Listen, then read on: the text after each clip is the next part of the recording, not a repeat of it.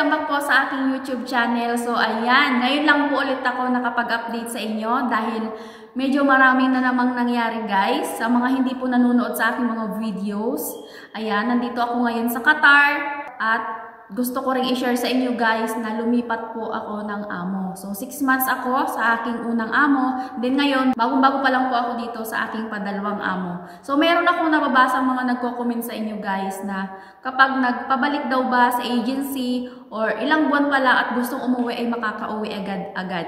Libre daw ba ang pamasahe or kapag nagpabalik daw sa agency, gustong umuwi ay makakauwi agad-agad. So i-share ko sa inyo guys yung aking mga experience at mga nangyari sa akin doon sa agency at sa accommodation. Mula ngayon ako nag-video, 2 days pa lang ako dito guys at bagong-bago pa lang talaga. So, ayan, bakit nga ba ako nagpalipat ng aking amo? Si-share ko din sa inyo guys. Dahil nga medyo merong hindi kami pagkakasunduan ng aking amo. Buntis ang aking amo, medyo palagi siyang mainit ang ulo, palagi siyang galit, lagi siyang pasigaw. Kaya meron kaming hindi pagkakasunduan dahil sa lahat ng ayaw ko talaga guys, yung sinisigawan ako. Kahit ginagawa ko na ang lahat, gawin ko na lahat yung mga trabaho ko, gawin mo na lahat ng best mo, tapos sisigawan ka pa, lalakasan ka pa ng boses at lahat ng mga ginagawa mo ay mali na sa kanya. So ayan yung naging dahilan kung bakit ako ay nagpalipat ng amo guys. So actually hindi talaga ako nagpalipat, kumaga tiniis ko pa yun guys. Nag-contact ako sa aking agency na gusto kong bumalik. And then, pagkakunta ko sa kanila, kinausap nila yung aking amo at medyo naglaylo at medyo nagbago naman yung aking amo. At katapos nun, hindi naman na ako medyo sinisigawan or nilalakasan ng boses ng aking amo at tiniis ko yun. And then, after 15 days, nagulat na lang ako. Binalik na lang niya ako basta-basta sa agency nang walang pasabi or walang dahilan. As in, pagka-dala niya sa akin sa agency, nag-sign lang siya doon, meron lang siyang mga sinulat doon or kumbaga ko yung paper ko at umalis na siya. Binigay niya lang sa akin yung sahod ko, then umalis na siya. At wala siyang sabi sa akin. At nagsinungaling pa ang aking amo guys na kakausapin lang daw ako sa aking agency, mayroon lang gustong kumuusap sa akin, dalhin ko daw lahat ng gamit ko. So syempre para sa akin, alam ko na kung ano yung ibig niya sabihin. Siyempre, hindi naman tayo mga bago, di ba? Dinala ko lahat yung aking mga gamit and then pagkahatid niya sa akin, umalis na siya at iniwan na lang niya ako. Kahit anong dahilan, wala rin sinabi ang aking amo sa manager, sa agency at sa mga staff doon. Walang dahilan, basta na lang niya akong ibinalik. O, di ba? Merong mga ganyang amo, guys, na hindi talaga natin alam na mga pwedeng mangyari sa atin dito. So, ganyan ang nangyari sa akin dito, guys. So, sa nagko-comment na ilang buwan pa lang gusto nang umuwi, gusto magbalik ng agency kung ayaw sa amo. So, ayan, hindi madali dahil hindi lahat ng amo, kapag ayaw mo sa kanila ay pumapayag at papayag na ibalik ka basta-basta sa agency. At huwag natin kalimutan, guys, na meron tayong 2 taong kontrata. So ayan, 2 taon ang kontrata natin sa kanila at nakaperma sila dyan, nakaperma tayo dyan. So ayun, at kung ayaw natin sa ating amo, syempre meron tayong mga reason dyan, meron tayong mga kanya-kanyang dahilan, valid reason, pero reason mo lang nagugutom ka or napapagod ka, so hindi yan basta-basta at hindi naman siya valid. So ayan, kung simpleng dahilan lang, siguro hindi madali. At hindi lahat ng amo ay pumapayag na basta-basta na lang tayo ay uuwi.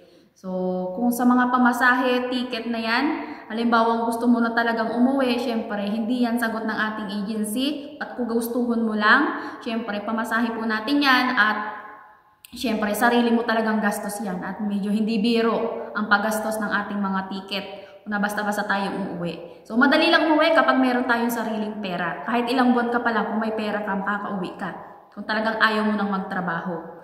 Pero kung sasabihin natin na nahuhomesick ka lang, gusto ko nang umuwi, pabalik ako ng agency, uuwi na ako. Kahit nasa agency ka, magpabalik ka sa agency, hindi ka basta-basta makakauwi. Kapag nabinay tayo sa agency, hindi tayo basta-basta makakahanap agad ng amo. Merong mga matagal bago makahanap ng amo. So, dadalhin tayo sa accommodation. So, medyo hindi madali. Sa pagkain, sa pagtulog, kulang. Halos wala kang tulog, syempre marami kang makakasama doon mga iba't ibang lahi. Medyo maingay, hindi mo naman sila masasaway na wag kayong maingay, gusto ko nang matulog. Walang space sa pagtulog, at As in, nung ako ay nagpabalik sa aking agency, nung dinala ko sa accommodation, wala akong kain, wala akong tulog. At tiniis ko yun guys, syempre, kailangan. Hindi talaga madali. Mahirap kapag tayo ay binalik ng agency, then hindi agad tayo nagkaroon ng amo. Medyo tatagal tayo doon. As in, may stress ka talaga. Iba't ibang lahi ang makakasama mo doon at iba't ibang experience ang mararanasan mo doon. So, ayan. Ako guys, madali akong nakahanap ng amo. Madali akong nakakuha ng sponsor. As in, isang gabi lang ako sa accommodation. Ayun, kinabukasan meron na agad akong amo. So, ayun, salamat naman at napunta ako sa mabuting mga amo ulit. Sana hindi lang sa umpisa at okay naman ako dito guys. Sana hanggang sa huli ay hindi sila magbago at mabait pa rin sila hanggang sa katapusan. At sana last na talaga ito dahil isipin natin, hindi madali talaga magpalipat-lipat ng amo. Imbis na matatapos ang iyong 2 taon, lalong tatagal. Kaya hindi madali. So ayan, sa aking mga kababayan dyan, sa mga gustong mag-abroad, mga baguhan pa lang o mga first timer pa lang, mga nagbabalak pa lang dyan. Dapat talaga buo ang loob mo, malakas ang loob mo. Dapat seryoso ka talaga na magtrabaho dito at malakas talaga ang loob mo. Pag-isipan mo muna ng maraming beses. Dahil ang pag-abroad or pangingibang bansa, pangangamuhan dito sa ibang bansa ay hindi ganun kadali. 2 taon tayong malayo sa ating pamilya, sa mga anak, sa ating mga magulang, lahat. 2 taon tayo magtitiis, mag-isa lang tayo. Mag-isa lang tayo ditong kakain, lahat pagtulog, magtatrabaho, kung may sakit ka, ikaw mag-aalaga sa sarili mo. Kakain ka mag-isa sa loob ng 2 taon. So ayan, ganyan yung mga mararanasan natin dito sa ibang bansa. At katulad ko guys na siyempre nilakasan ko rin lang yung loob ko sa papapalipat ng amo na hindi ko alam kung ano magiging buhay ko sa aking susunod na amo, kung ano ba nga ba ang mangyayari sa akin, ilang araw ba ako sa accommodation. Siyempre tiniis ko lang, kumbaga pinag-ubaya ko na lang. Na bahala na, nilakasan ko lang talaga ang loob ko.